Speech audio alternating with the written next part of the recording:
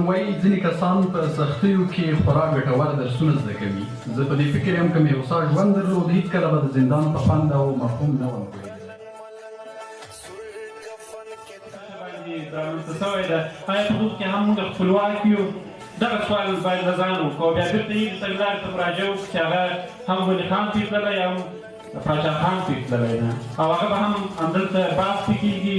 ښه تکړه تکړه تحلیل کوونکي چې پاچا خان د شخصیتو د سیاستو په یغو باره کې ډېره څېړنه او ډېره مطالعه کړې ده او نوي نسل ته به دوی خپل پیغامونه او خپلې ویناوې هم ورکړي. او ډېر خوشحاله یم چې نن یو ډېر ځانګړی پروفیسور ډېر وتلی پروفیسور چې دی به د لوټر کینګ او د پاچا خان مفکوره او همفکري سره مقایسه کوي چې هغه فکري ملګرتیا ډېر رامنځته شوې ده. دغونه به هم ډېر څه زده کړو. همدارنګه دغه وروستنۍ لاره چې د مبارزې موږ کومه انتخاب کړې لا سیاست پرې کوو د پاچا خان او د ولي خان هغه تګلارې ته او سیاست په ټوله کې د هغوی هغه کړو وړو ته وګورو چې آیا دغه مبارزې بڼه هم صحیح ده که تغیر کړو. همدغه څلور مقصده د دغه غونډې دي چې عنوان یې ده خپله ځمکه، خپل اقتصاد، خپل اقتدار. پاچا خان د دغه تګلارې یا د دغه مرامونو د ترلاسه کولو لپاره چې هغه خپله ځمکه ده، خپل اقتدار ده، خپل اقتصاد ده، درې مبادل یعنې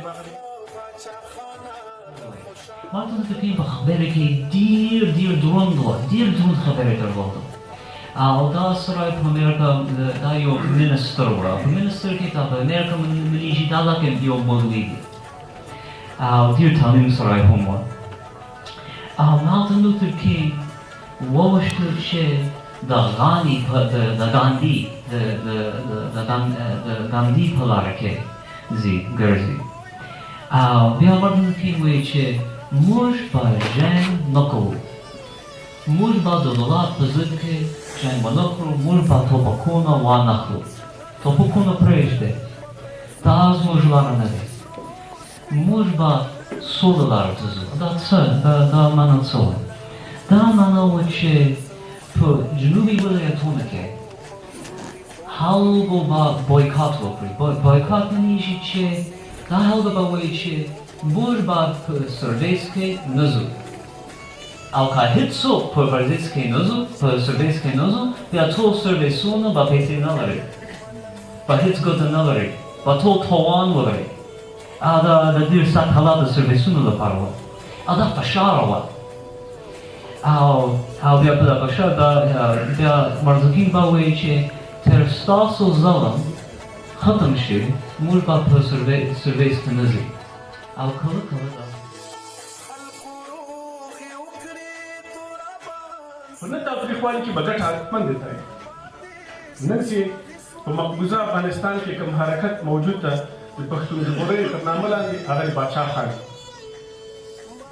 د مبارزې یو څرک ده چې لسګونه کاله وروسته هم موږ هغه محسوسوو.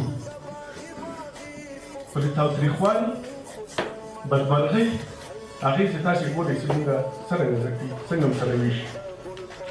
له دې امله د دغسې غونډو رابلل، د پاچا خانیار، د هغه د لارې پالل دا نه یوازې د پنجاب لپاره تر ټولو ستر سرکوب ده، د هغې د اسارت او غلامۍ په وړاندې مبارزه ده، بلکې د افغان ځوان پښتون لپاره یوازینۍ لاره ده چې دی کولی شي خپله مبارزه د لوی افغانستان ارمان